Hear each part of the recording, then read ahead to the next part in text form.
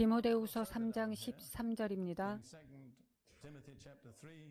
악한 사람들과 속이는 자들은 더욱 악하여져서 속이기도 하고 속기도 하나니 보시다시피 타락의 진행 상황입니다. 그들은 점점 더 심하게 속이고 속게 될 것입니다.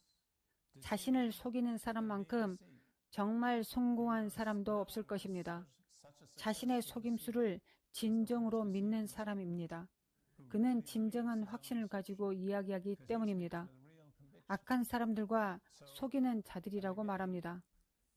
저는 10살 때부터 헬라어를 배웠습니다. 저는 대학 수준에서 그것을 가르칠 자격이 있었습니다. 그렇다고 제가 항상 성경적 해석이 완전하다는 것은 아닙니다. 그러나 제가 제 의견을 가질 자격이 있다는 것을 의미합니다. 그래서 저는 이 13절에 대해 말하고 싶습니다. 여기서 말하는 악한 사람들과 속이는 자들, 헬라어 단어는 유혹자 또는 통곡자입니다. 그것은 유혹하고 통곡함으로써 주문을 거는 사람들에 대해 말합니다.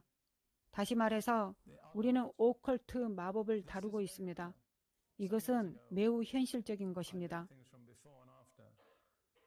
몇 년 전 저는 첫 번째 아내의 죽음과 두 번째 아내와의 결혼, 이전과 이후의 일로 거슬러 올라가 보았습니다. 이것은 이전입니다. 다른 말로 말하면 아주 오래전입니다. 한 남자가 저를 찾아와서 저와 제 가족에게 저주를 걸었기 때문에 미안하다고 사과로 저를 찾아왔습니다. 그는 말했고 저는 그가 하는 말을 다 받아들이지 않고 그냥 하는 말을 단순히 들었습니다. 그는 자신이 오컬트의 수행자이고 미국에서 가장 강력한 마법사로 간주된다고 했습니다. 그는 다양한 형태의 신비로운 힘을 사용했다고 말했습니다. 그는 다소 충격적인 말을 저에게 했습니다.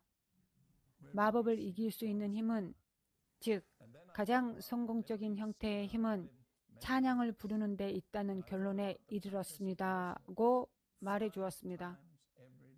저는 무슨 말을 하는가 보자고 가볍게 들었는데 그 말에는 진실성이 있었습니다. 그리고 그 말은 정말로 저에게 각인되었습니다. 저는 우리가 성령 안에서 찬양할 때 하나님의 능력을 발산하는 것이라고 많이 생각하고 있었습니다. 그러다가 제가 오랫동안 살아온 중동에 대해 생각하고 이슬람 교도의 간섭에 대해 생각했습니다. 수천 개의 모스크가 있는데 모든 모스크에서 매일 5번씩 기도 시간을 알리는 사람, 즉 뮤진이 나오고 기도문을 외칩니다. 여러분 중 몇 명이나 한 번쯤 들어봤나요? 세상에서 들을 수 있는 가장 추잡한 소리라고 생각합니다. 우리는 모스크 바로 옆 구시가지에 있는 예루살렘의 한 교회에서 예배를 드렸습니다. 때때로 예배의 중요한 시점에서 이 끔찍한 울부짖음이 우리를 향해 울려 퍼집니다. 그러나 성령께서 더 강력하시기 때문에 성령을 소멸하지는 않습니다. 하지만 어쨌든 저는 혼자서 생각했습니다.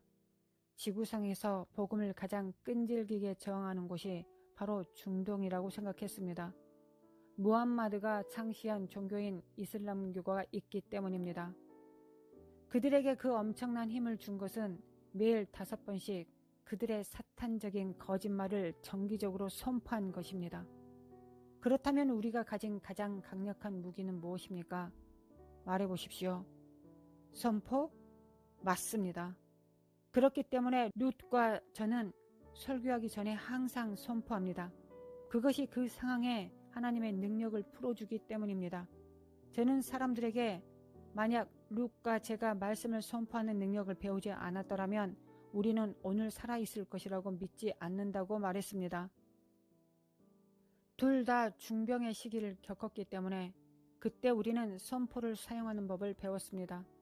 선포문 중 하나를 말씀드리겠습니다. 오래 걸리지 않습니다. 시편 118편은 시편 중간쯤 13절 등등입니다. 이것은 당신이 이해해야 하는 마귀에 대한 언급으로 시작됩니다. 너는 나를 밀쳐 넘어뜨리려 하였으나 여호와께서는 나를 도우셨도다. 여호와는 나의 능력과 찬송이시요 또 나의 구원이 되셨도다. 의인들의 장막에는 기쁜 소리, 구원의 소리가 있으며 여호와의 오른손이 권능을 베푸시며 여호와의 오른손이 높이 들렸으며 여호와의 오른손이 권능을 베푸시는도다. 이제 들으십시오. 내가 죽지 않고 살아서 여호와께서 하시는 일을 선포하리로다. 여호와께서 나를 심히 경책하셨어도 죽음에는 넘기지 아니하셨도다. 이것이 우리의 간증입니다. 주님은 우리를 엄하게 징계하셨습니다. 우리 둘 다 징벌의 시간을 보냈습니다. 그러나 그분은 우리를 죽음에 넘겨주지 않으셨습니다. 그리고 하나님께서 당신을 죽음에 넘겨주지 않으신다면 당신은 죽지 않을 것입니다. 몇 번을 말했는지 셀 수가 없습니다. 내가 죽지 아니하고 살아서 주의 일을 선포하리로다. 여러분 중 일부는 아마도 여러 가지 이유로 같은 말을 해야 할 것입니다.